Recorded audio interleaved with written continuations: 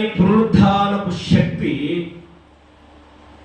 మనలో చేసే కార్యం ఏంటంటే, దైవ లేఖనాన్ని చదువుదాం. పేతురు రాసిన మొదటి పత్రిక 2వ అధ్యాయము 24వ వచనాన్ని చదువుదాం.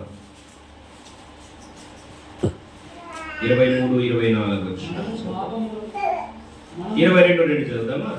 ఆయన పాపము చేయలేదు, ఆయన నోటను ఏ కపటమును కనబడలేదు, ఆయన దూషింపబడి బదులు దూషింపలేదు, ఆయన శ్రమ పెట్టబడి బెదిరింపుగా న్యాయముగా తీర్పు తీర్చు దేవునికి తన్ను తాను అప్పగించుకొనెను. మనము పాపముల విషయమై చనిపోయి నీతి విషయమై జీవించినట్లు ఆయన తానే తన శరీరమందు మన పాపములను మ్రాను మీద మోసికొనెను. ఆయన పొందిన గాయముల చేత మీరు స్వస్థత నొందితీరి. హల్లెలూయా. చదవబడిన ఈ 3 మాటలలో, ఈ వచనాలలో ప్రాముఖ్యంగా 3 విషయాలు మీ ముందు ఇష్టపడుతుంది. యేసుక్రీస్తు వారు మరణాన్ని గెలిచి తిరిగి లేవడం ద్వారా ఆ పునరుద్ధానపు శక్తి ఏం చేసిందంటే మానవాళికి పాప విముక్తిని కలుగజేసింది. ఏం చేసింది? పాప విముక్తిని కలుగజేసింది. అప్పటి వరకు పాపంలో బంధించబడినటువంటి మానవుణ్ణి యేసుక్రీస్తు వారి యొక్క ఆ మరణం ద్వారా, యేసుక్రీస్తు వారి యొక్క ఆ పునరుద్ధానం ద్వారా విడుదల కలిగినట్లుగా మనం చూస్తూ ఉన్నాం. దైవ లేఖనం సెలవిస్తుంది. దేవుని పిల్లలారా, రోమియోకు రాసిన పత్రికలో మనం చూసినప్పుడు 3వ అధ్యాయంలో నీతిమంతులు లేడు, ఒక్కడు కూడా లేడు అని రాయబడింది. నీతి లేని జీవితాన్ని జీవిస్తున్న ఈ మనుషులు, పాపంతో బంధించబడిన ఈ మనుషులు ఎలా విడిపించబడతారు అంటే, యేసుక్రీస్తు వారి ద్వారా, ఆయన పెట్టిన ప్రాణం ద్వారా, ఆయన అర్పించిన ప్రాణం ద్వారా, ఆయన కార్చిన రక్తం ద్వారా మనుషులు పాప విముక్తులుగా చేయబడుతున్నారు. ఎవరి జీవితంలోనికైతే ఆ పునరుద్ధానం యొక్క శక్తి వాళ్ళు రిసీవ్ చేసుకుంటారో వారు పాప విముక్తులుగా మారుతారు. పాపం నుండి వారు విడిపించబడతారు. వారు పాపం నుండి విడుదలవుతారు. వాక్యం సెలవిచ్చింది మరొక చోట ఎఫెసీయులకు రాసిన పత్రిక 2వ అధ్యాయము 1వ వచనంలో ఏం రాయబడిందంటే, మీ అపరాధముల చేతను పాపముల చేతను మీరు సచ్చిన వారై ఉండగా. ఎట్లున్నారంట మానవుడు? అపరాధాల చేత పాపముల చేత సచ్చిన వారుగా ఉన్నామంట. చావు అనేది, మరణం అనేది, ఇది మనం చూస్తున్న మరణం కాదు. మరణము అంటే అర్థం ఏంటో చాలాసార్లు మీకు తెలియపరిచిన. మరణం అంటే అర్థం ఏంటంటే ఎడబాటు అనర్థం, లేదా దూరం అవ్వడం అనర్థం, లేదా విడిపోవడం అనర్థం. ఎప్పుడైతే మానవుడు పాపం చేశాడో దేవునికి దూరంగా వెళ్ళిపోవడం ప్రారంభించాడు.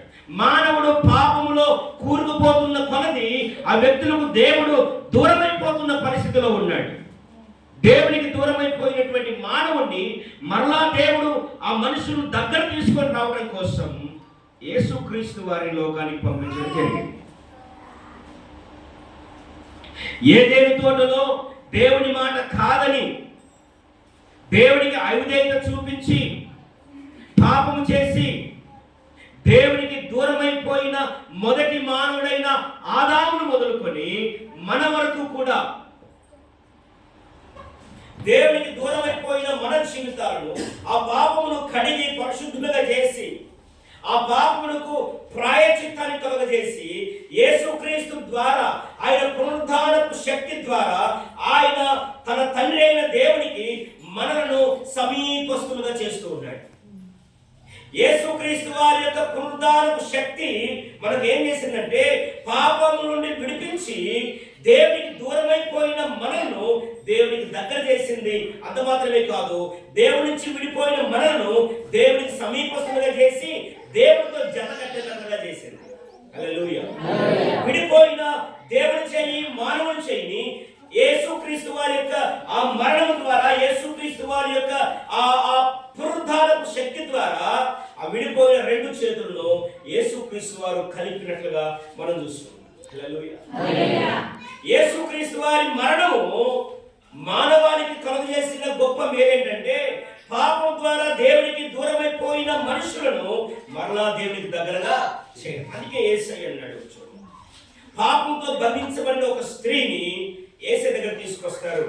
ఈ సన్నివేశం ఎక్కడ ఉందంటే యోహాను సువార్త 8వ అధ్యాయంలో రాయబడి ఉంటుంది. యోహాను సువార్త 8వ అధ్యాయము 11వ వచనంలో మనం చూసినప్పుడు యేసయ్య ఆ పాపం చేత బంధించబడిన ఆ స్త్రీతో ఒక మాట అన్నాడు. ఏమన్నాడు తెలుసా? ఏమన్నాడంటే, అమ్మా ఇక వెళ్ళు, సమాధానంగా వెళ్ళు, నేను కూడా నిన్ను శిక్షించను, నిన్ను క్షమించినాను అని చెప్తూ ఏమంటాడు తెలుసా? వెళ్ళు, ఇంకొకసారి పాపము చెయ్యదు. హల్లెలూయా. ఏం చేయొద్దంట? పాపం చేయద్దు. ఎందుకు చేయద్దు పాపం? మనం పాపం చేస్తే క్షమించడానికి దేవుడు ఉన్నాడు కదా. పాపం చేయొద్దా? చేయొచ్చా చేయకూడదా?